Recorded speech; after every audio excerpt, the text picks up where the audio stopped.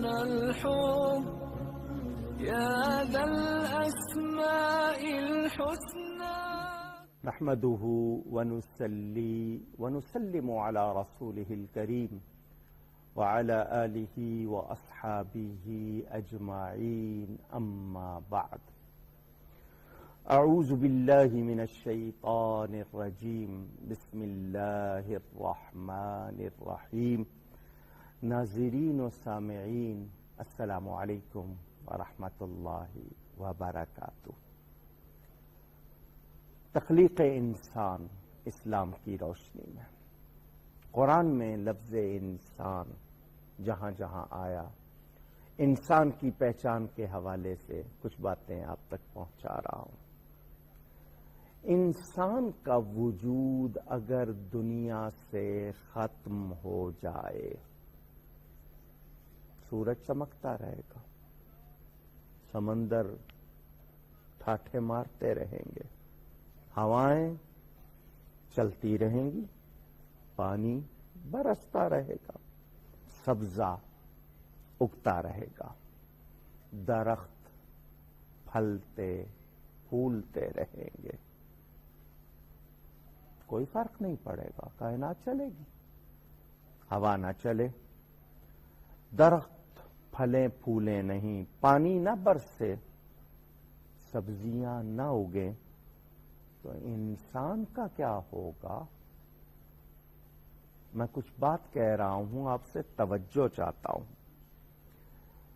دنیا کی یہ تمام چیزیں اپنے وجود کے لیے انسان کی محتاج نہیں، لیکن اب انسان اپنے وجود کے لیے کارخانہ قدرت کے ایک ایک پرزے کا محتاج ہے۔ میں جس معنی میں بات کر رہا ہوں شاید آپ کو سمجھ آ گئی ہو۔ میں نہیں ہوں، دنیا چل رہی ہے، دنیا چلے گی۔ دنیا نہ ہو، میں اکیلا ہوں، میں چل پاؤں گا؟ یہ بات میں آپ کو کہہ رہا ہوں۔ میں بات انبیاء اور ان کی نہیں کر رہا، حضور اکرم صلی اللہ علیہ وآلہ وسلم تو بہت سب سے اعلیٰ ہستی مخلوق میں۔ میری مراد اس انسان سے ہے کہ ساری دنیا کی ساری چیزیں بالواسطہ یا بلا واسطہ انسان کی بقا، زندگی اور سہولتوں کے لیے۔ قرآن میں خلق لکم، سخر لکم، جعل لکم، تمہارے لیے بنایا، تمہارے لیے مسخر کر دیا، تمہارے لیے بنایا۔ ہر ادنا چیز اپنے سے اعلیٰ چیز کے کام آ رہی ہے۔ اے انسان، تجھے بنایا گیا پانی کی بوند سے، کتنے مراحل سے گزر کے تو بنا ہے، تجھے کسی اعلیٰ ہستی کے کام میں لگنا چاہیے۔ کیا کرنا چاہیے؟ پہچان اپنے آپ کو۔ قرآن میں اس انسان کے لیے کچھ لفظ، کہیں قطورا، کفورا، خزولا، عجولا، جدلا، یہاں پھر ایک لفظ وَكَانَ الشَّيْطَانُ لِلْإِنسَانِ خَذُولًا، اور شیطان تو ہمیشہ سے انسان کو بے یار و مددگار چھوڑنے والا ہے۔ یہاں میں آپ سے کچھ کہنا چاہتا ہوں۔ اللہ پر بھروسہ نہیں کرتے، شیطان پر کر لیتے۔ سوچئے گا میری بات کو۔ علامہ اقبال فرماتے ہیں، بتوں سے تجھ کو امیدیں، خدا سے نومیدی، مجھے بتا تو صحیح اور کافری کیا ہے؟ کبھی کسی سبب کو، کبھی کسی اور چیز کو، نہیں یار یہ ہے، یہ تو ہو گئی تو بس کام ہو گیا۔ اللہ تعالی کے بارے میں کیوں بے یقینی ہے؟ میرے پاس اگر کوئی چیز ہے کھانے کی، رب نہیں چاہے گا میرے منہ تک نہیں پہنچے گی، حلق سے نیچے نہیں اترے گی، اور میرا رب چاہے گا تو کوئی روک نہیں سکتا۔ مجھے یہ یقین ہونا چاہیے میری موت میری زندگی کی حفاظت کر رہی ہے. جب تک موت نہیں ہے نا مجھے کوئی مار نہیں سکتا. جب اللہ نے چاہا پھر کوئی روک نہیں سکتا. شیطان کے بہکاوے میں کیوں آتا ہوں؟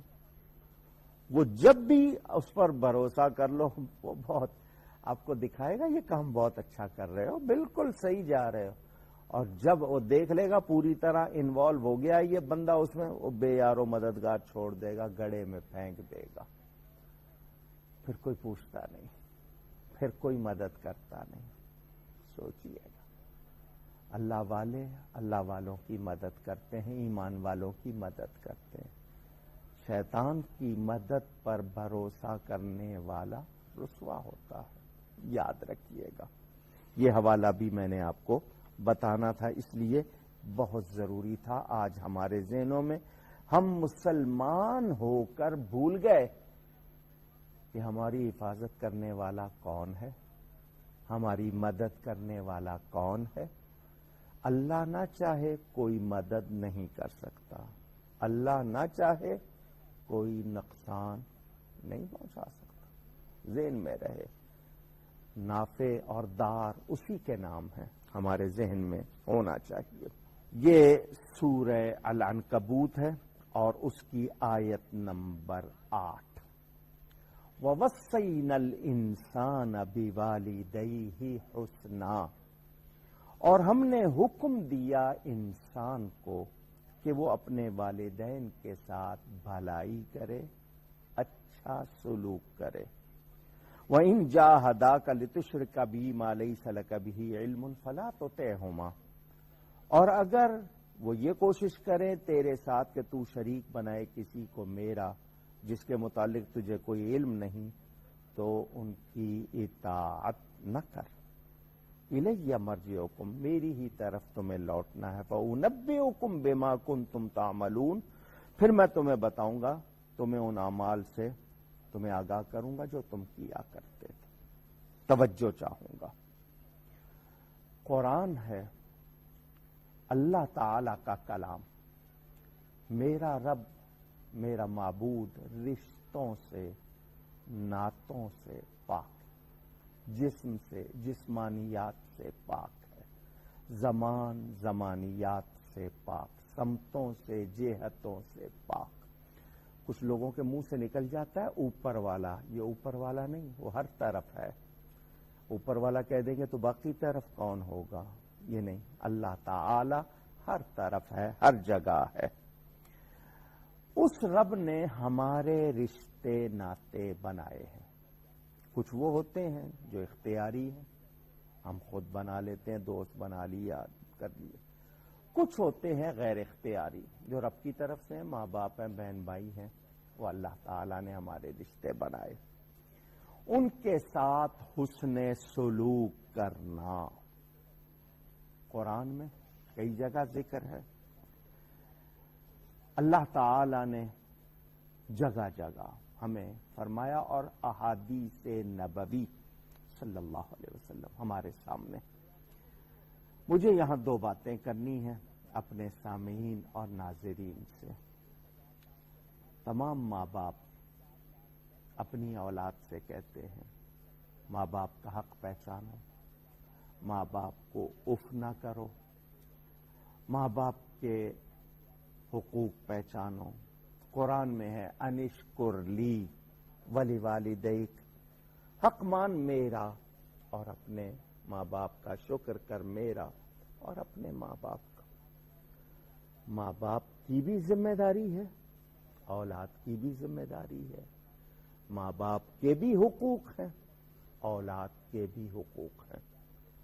ماں باپ چاہتے ہیں کہ اولاد ان کا ادب کرے، محبت کرے، عزت کرے، خدمت کرے. مگر ماں باپ کے ذمے بھی کچھ باتیں ہیں. حدیث پڑھیے، اولاد پر ماں باپ کے 6 یا 7 حقوق ہیں، 6 اور 7. اولاد پر ماں باپ کے 6 یا 7 حقوق ہیں. اف نہیں کرنا، آگے نہیں چلنا، خدمت کرنی ہے، گڑا پھلا کے ان کے سامنے رگیں پھلا کے بات نہیں کرنی، ان کی بوڑھے ہو جائیں خدمت کرنی، جو بھی۔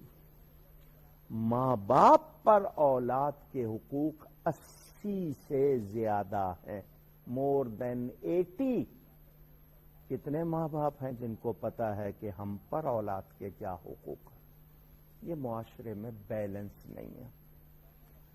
چاہتے کچھ ہیں، کر کچھ رہے، تربیت کچھ ہے، رزلٹ کچھ اور چاہتے ہیں۔